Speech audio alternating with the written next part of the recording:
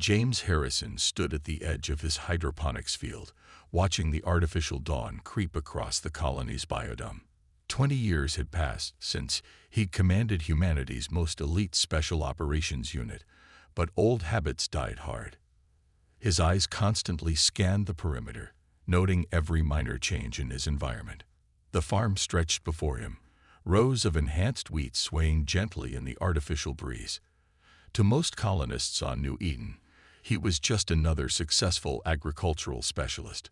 None knew that the seemingly simple farmer had once been Phantom, the legendary commander who'd led countless classified operations during the Proxima War. "Dad, the atmospheric regulators acting up again," Caroline's voice carried across the field. James smiled, watching his 17-year-old daughter emerge from the equipment shed, her dark hair pulled back in a practical braid. She'd inherited his sharp mind and her mother's determination, a combination that filled him with both pride and worry. "Did you check the calibration sequence?" he called back, already walking toward her. Caroline rolled her eyes in a way that only teenagers could perfect. "Of course I did. The readings are way off baseline. Something's interfering with the sensors." She handed him a tablet displaying environmental data. James frowned, studying the fluctuating numbers. The irregularities were subtle, something most people would dismiss as equipment malfunction. But his instincts, honed by years of combat, screamed danger.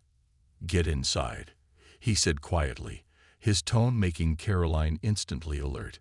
She'd grown up learning to read his moods, understanding that her father's paranoia had kept them alive more than once. Inside their home's secure command center, disguised as a storage cellar, James activated his private communications array. The equipment was military-grade, far beyond what a simple farmer should possess. Encrypted data streams filled the monitors, showing him what the colony's basic sensors couldn't detect: a massive energy signature in high orbit, masked by sophisticated cloaking technology. "This is Harrison, authentication code Sierra 9 Echo." He transmitted on a frequency he hadn't used in 2 decades, requesting immediate verification of unregistered vessels in New Eden space. The response came quickly. Authentication accepted. Multiple stealth signatures detected, matching known patterns of the syndicate. Colony-wide alert authorized. James's jaw tightened. The syndicate, an interstellar criminal organization that had emerged from the chaos of the Proxima War. They specialized in trafficking sentient beings to the lawless outer regions, targeting isolated colonies like New Eden. "Caroline," he called, "activate Security Protocol Alpha. We're going to." The command center sensors erupted in warning. Multiple ships had just dropped out of stealth, descending rapidly toward the colony's major population centers. James rushed upstairs, finding Caroline already sealing the house's security shutters. "They're targeting the school district," she reported, her voice steady despite the situation. "Local defense forces are scrambling, but their weapons can't lock onto the cloaked ships." James moved to a hidden panel in the living room wall, revealing an arsenal of advanced weapons. He'd hoped never to use them again, but he'd also never stopped preparing for this day. "The colony's defensive screens will hold for 17 minutes at most," he explained, handing Caroline a compact energy pistol. "We need to reach the emergency bunker before." A massive explosion rocked the biodome. Through the reinforced windows, they watched in horror as sections of the protective shield began to fail. Emergency sirens wailed across the colony as the raiders' ships descended through the gaps, deploying drop pods toward populated areas. "They're after the children," James realized, his blood running cold. The school district was their primary target. The shield breach was just a distraction. Caroline's face paled.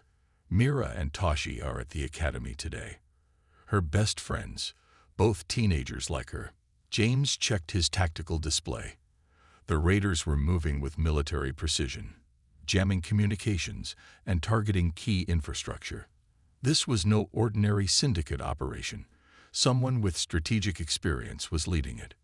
"We can't help them by staying here," he said, securing the last of his equipment. The bunker has a direct link to Earth Command and enough firepower to hold off an army. Once you're safe, I can. Another explosion, closer this time. Through the chaos, they heard the distinctive whine of Syndicate boarding craft. James made a decision that would change both their lives forever. Change of plans, he said, activating his old combat suit's power systems. We're going to save your friends, but from this moment on, you follow my orders exactly. Understood. Caroline nodded, her expression matching her father's determination. Understood, Commander. As they moved toward the garage where his modified combat vehicle waited, James sent one final encrypted message to his old military contacts. Phantom requesting emergency reactivation. Colony New Eden under Syndicate attack. All forces respond. The response was immediate. Authentication confirmed. The Phantom protocols are reactivated. Good hunting, Commander.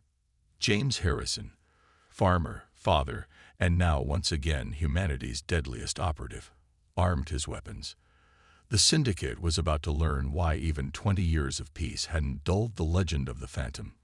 The modified combat vehicle tore through New Eden's streets, its enhanced engine cutting through the chaos of the colony's evacuation. James drove with precision, while Caroline monitored the tactical display, tracking the raiders' movements through the colony's compromised defense grid. They've surrounded the academy, Caroline reported, her voice tight with worry. 3 ships, at least 60 combat units deployed. They're using some kind of mineral suppressor to incapacitate everyone inside. James's hands tightened on the controls. Neural suppressors were banned throughout civilized space. Their use confirmed his worst fears about who they were dealing with. The Syndicate's gotten bold, he muttered. They used to avoid colonies with military veterans. Maybe they didn't know about you, Caroline suggested, checking her weapons charge. No, James's expression darkened. They knew. This isn't just a raid, it's a message. Someone wants to prove they can strike anywhere, even at protected colonies. The vehicle's sensors picked up movement ahead. A Syndicate patrol, their armor marked with the distinctive crimson bands of the Crimson Talon faction. James activated the vehicle's stealth systems, a modification that had cost him a small fortune on the black market. Remember your training, he told Caroline as they slipped past the patrol. If we get separated, head for Extraction Point Delta. Don't try to be a hero. Says the man coming out of retirement to take on an entire Syndicate strike force, Caroline replied, but her attempt at humor couldn't hide her nervousness. They parked 2 blocks from the academy, using the chaos of the evacuation as cover. The Syndicate forces had created a perimeter, their shock troops efficiently loading unconscious students into transport pods. Through his tactical visor, James counted at least 30 teenagers already captured. We need a distraction, he said, accessing the colony's infrastructure through his military override codes. When I trigger the emergency purge of the industrial sector's cooling systems, use the steam cover to reach the east entrance. Your friends will be in the temporary holding area. Standard Syndicate procedure is to gather hostages before final transport. Caroline nodded, her training taking over. What about you? I'm going to introduce myself to our visitors. James checked his weapons one final time. They've forgotten what humanity is capable of. Time for a reminder. The industrial sector's cooling towers erupted on command, releasing massive clouds of steam into the colony's enclosed atmosphere. In the confusion, Caroline moved like a shadow toward the academy, while James approached from the opposite direction. The first Syndicate troops never saw him coming. 20 years of peace hadn't dulled his skills. If anything, the weight of protecting his daughter had made him even more lethal. He moved through their ranks like a ghost, his augmented combat suit rendering him nearly invisible. Security breach in Sector 7. A panicked voice called over the raiders' comm channel. We've lost contact with 3 patrols. Inside the academy, Caroline reached the holding area. Her friends Mira and Toshi were there, along with 24 other students, all unconscious from the neural suppressors. She quickly administered the counteragent her father had given her, designed to break through the suppressor's effects. See, Caroline. Mira's eyes fluttered open. What's happening? No time to explain, Caroline whispered, helping her friend up. We need to move. Now. Outside, the syndicate forces were in chaos. James had systematically disabled their perimeter defenses, using tactics that hadn't been seen since the Proxima War. But as he approached the main landing zone, he encountered something unexpected: resistance from soldiers using military-grade combat techniques. Well, a voice crackled over his tactical frequency. The legendary Phantom, defending his little farming colony. I was hoping you'd make an appearance. James froze, recognizing the voice. Commander Vex, I thought you died in the Arcturus campaign. The Proxima War changed many of us, old friend, Vex replied. While you were playing farmer, some of us found more profitable ventures. The syndicate pays well for military expertise. Their children, Vex, James snarled, ducking under plasma fire from professionally trained troops. Since when does the great Commander Vex traffic in slaves? Resources, Phantom. The outer colonies are hungry for human adaptability. Their neural architecture is perfect for controlling advanced systems, especially the young ones. Their minds are so flexible. James's blood ran cold. He'd heard rumors of outer colony experiments, using captured humans as living processors for their biomechanical systems. The thought of Caroline or any of these children being subjected to that. Caroline's status. He vocalized through their secure channel. Almost at extraction point Delta, she replied quietly. 23 students recovered. But Dad, they're loading more into the main transport. We can't save everyone. James made a decision. Get them to safety. I'm going to have a conversation with an old colleague. Dad, no, their forces are too organized. This isn't like the random raiders we trained for. Trust me, sweetheart, James replied, activating his combat suit's full battle protocols. It's time to remind Commander Vex why they called me Phantom. He moved toward the main transport, his mind already calculating angles of attack. The syndicate had brought the war to his home, threatened his daughter, and endangered innocent children. They were about to learn that 20 years of peace hadn't made humanity soft.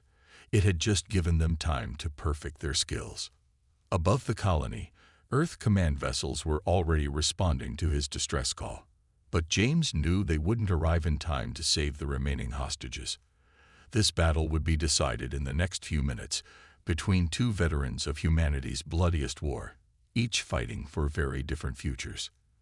The Ghost, a living nightmare that haunted the dark corners of the galaxy. But that was a lifetime ago, in a universe filled with violence and chaos. Here on Noveria, he was just Jace, a simple farmer raising his daughter far from the shadows of his past. As if summoned by his thoughts, his daughter Lyra emerged from the house. At 16, she was already as tall as Jace, with the same piercing blue eyes and raven black hair. She carried herself with a quiet confidence that reminded Jace so much of her mother, lost years ago to the same war that had nearly consumed him.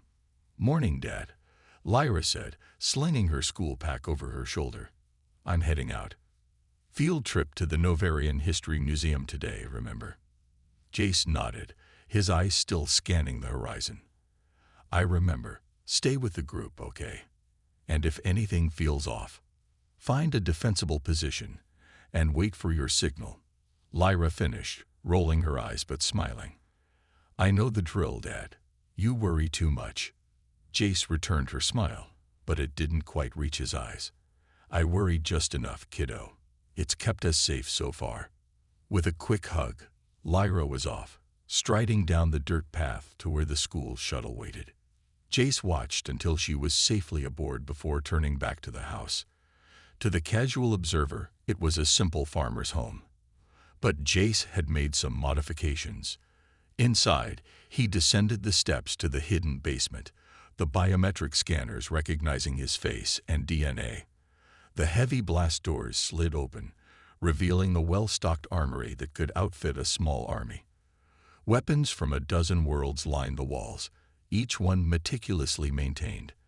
At the far end, in a sealed case, hung a suit of matte black armor, a ghost's face etched onto the helmet. Jace paused before the case, his reflection staring back at him from the mirrored glass. For a moment, he was back in the war, the screams of the dying and the smell of burning plasma filling his senses. With effort, he pushed the memories aside. That part of his life was over. The ghost was gone, buried with the rest of his bloody past. Emergence alarm shattered his reverie, red lights pulsing in the dimness. Jace was at the console in seconds, his fingers flying over the holokeys. The alarm was coming from the school shuttle's emergency beacon. Lyra's shuttle. Ice flooded Jace's veins as the shuttle's camera feed flickered to life. The interior was a scene of chaos, children screaming, strange figures in metallic suits dragging the unconscious kids from their seats. And there, being pulled by her hair, was Lyra. Her eyes met the camera for a heartbeat, wide with fear, before a metal-clad fist smashed the lens, and the feed went dark. Jace was already moving, his body acting on instinct. He stripped off his farmer's clothing, revealing a body still hard with muscle, scars crisscrossing his skin like a roadmap of pain. The black armor felt like a second skin as he donned it, each piece clicking into place with practiced precision. The ghost had awakened once more, and heaven help whoever had taken his daughter. As he emerged from the basement, a sleek black ship descended from the clouds, settling onto the field beside his house. Jace had called in a lot of favors over the years to keep that ship hidden and ready. The hatch hissed open as he approached, the AI already prepping for takeoff. In the distance, smoke rose from the direction of the museum. Jace's grip tightened on his rifle, a cold fury settling over him like a shroud. They had his daughter. They had Lyra. And he would burn the galaxy to ashes to get her back. The ghost ship lifted off, its black hull shimmering and fading as the cloaking field engaged. Jace plugged his armor into the ship's systems, star maps, and data feeds scrolling across his visor. One word blazed across every screen, pulsing like the beat of his own vengeful heart. Crocs. The name of a species, a syndicate, an empire built on slaving and suffering. And now, they had made the gravest mistake of their existence. They had taken his daughter. As the ship streaked towards the stars, engines howling, Jace made a silent vow. To Lyra, to her lost mother, to every soul the Crocs had ever harmed. He was coming, and the galaxy would tremble before his wrath. The ghost awakens. The seedy underbelly of Regax Station was a den of scum and villainy, a place where the dregs of 100 worlds came to drink, gamble, and trade in flesh. Jace moved through the neon-lit alleyways like a wraith, his black armor seeming to drink in the light. Even here, among the worst the galaxy had to offer, his presence sent ripples of unease through the crowd. Whispers followed in his wake, tales of the ghost and the reckoning that came with him. Jace ignored them all, his focus laser-sharp. He had one goal here, one contact who might have the information he needed. He found her in a dimly lit booth at the back of a grimy bar, nursing a glowing blue drink. "Zara," he said, sliding into the seat across from her. "It's been a while." The Zeltron woman looked up, her violet eyes widening in surprise. "Jace, by the stars, I thought you were dead." "I was," Jace replied flatly. "But someone took my daughter. The Crocs. I need to know where they took her." Zara's beautiful face paled. "The Crocs. Jace, you can't go up against them alone. They're too powerful." Jace leaned forward, his eyes cold. "Zara, you know what I'm capable of. You know what I did in the war. The Crocs are about to learn the same lesson." Zara sighed, draining her drink. "I might know something.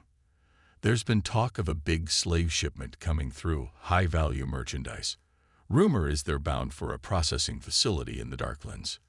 Jace nodded, rising to his feet. "Then that's where I'm going. Thank you, Zara." He turned to leave, but Zara caught his arm. "Jace, be careful. The Crocs leader, Draz Krull, he's not like the others. He's smart, ruthless. He'll be expecting you. A ghost of a smile touched Jace's lips. Good. I hate for this to be too easy. As Jace strode from the bar, Zara watched him go, a mix of fear and admiration in her eyes. She had seen firsthand what the ghost was capable of, the fury he could unleash. Almost, she pitied the Crocs. Almost.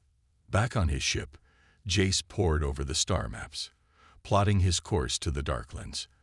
It was a treacherous region, filled with black holes, ion storms, and worse. But Jace had navigated worse in his time. The real challenge would be the Crocs facility itself. As if in answer to his thoughts, his console pinged with an incoming transmission. Jace narrowed his eyes. Only a handful of people had this frequency, and none of them would be calling for a casual chat. He opened the channel, and a familiar face filled the screen. Admiral Tavros, his old commander from the war. The years had been kind to the man, his dark skin still smooth, his uniform immaculate. "Ryder," Tavros said without preamble, "I heard about your daughter. I'm sorry." Jace nodded stiffly. "Thank you, sir, but with respect, I don't have time for condolences. I need to find her." Tavros leaned forward, his dark eyes intense. "That's why I'm calling. We've been tracking the Crocs for months, trying to gather enough evidence to bring them down. Your daughter's abduction is the break we've been waiting for." Jace frowned. "What are you saying?" "I'm saying you're not alone in this, Ryder. The Galactic Council is ready to move against the Crocs, but we need your help." Jace's grip tightened on the console.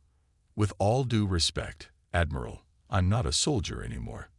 This is personal." Tavros nodded. "I understand that, Ryder. But think about it. You take down the facility, rescue your daughter. Then what? The Crocs will just rebuild, and more innocents will suffer. But if we hit them together, we can end their reign of terror once and for all." Jace was silent for a long moment, the old loyalties warring with his burning need for vengeance. But in the end, he knew Tavros was right. This was bigger than him, bigger than Lyra. This was a chance to save countless lives, to ensure no other father would ever feel the pain he felt now. "All right," he said at last. "I'm in, but we do this my way. No rules, no limits. The Crocs burned those bridges the moment they took my daughter." Tavros smiled grimly. "Agreed. I'll send you the coordinates for the rendezvous. And Ryder, good hunting." The screen went dark, and Jace leaned back in his seat, his eyes fixed on the stars. The pieces were in motion now, the great powers of the galaxy aligning against the Crocs. But for Jace, it all came down to one simple truth. He was coming for his daughter, and heaven help anyone who stood in his way. Wrath of the Ghost. The central slave market of Crocs Prime was a seething hive of misery and despair. Thousands of slaves from 100 worlds huddled in electrified pens, their eyes dull with hopelessness. Overseers stalked the catwalks above, shock whips crackling with cruel energy. And in the center of it all, on a raised dais, stood Draz Krull. The Crocs leader was a mountain of muscle and malice, his dark scales gleaming in the harsh light. At his feet, bound and bruised but still defiant, knelt Lyra. Jace's heart stopped at the sight of his daughter, rage and relief warring within him. She was alive, bruised and battered, but alive. And he would tear this place apart with his bare hands to keep her that way. "Draz Krull." Jace's voice rang out across the cavernous space, amplified by his suit's speakers. "You have one chance. Release my daughter and the other slaves, and I might let you live." Krull's laughter was the rumble of distant thunder. "The ghost himself, come to grace us with his presence. I've been waiting for you, human." With a gesture, Krull summoned his elite guard, a phalanx of Crocs warriors bristling with weapons. They formed a ring around the dais, a living wall between Jace and his daughter. Jace didn't hesitate. He charged, his blaster spitting fire, his vibroblade a silver blur. The Crocs fell before him like wheat before a scythe, their armor no match for his fury. But for every one that fell, two more seemed to take their place. From her place at Krull's feet, Lyra watched her father fight, awe and fear mingling on her face. She had always known he was strong, that he had secrets. But this was beyond anything she had ever imagined. Inspired by her father's example, Lyra began to struggle against her bonds. Krull, his attention fixed on the battle, didn't notice as she managed to work a hand free. Inch by painful inch, she crawled towards the edge of the daze, towards the control panel that held the keys to the slave's shackles.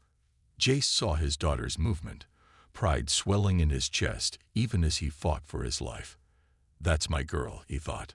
With a final, desperate lunge, Lyra's fingers closed on the release switch. A buzz of energy, and the shackles fell away. For a moment, there was stunned silence.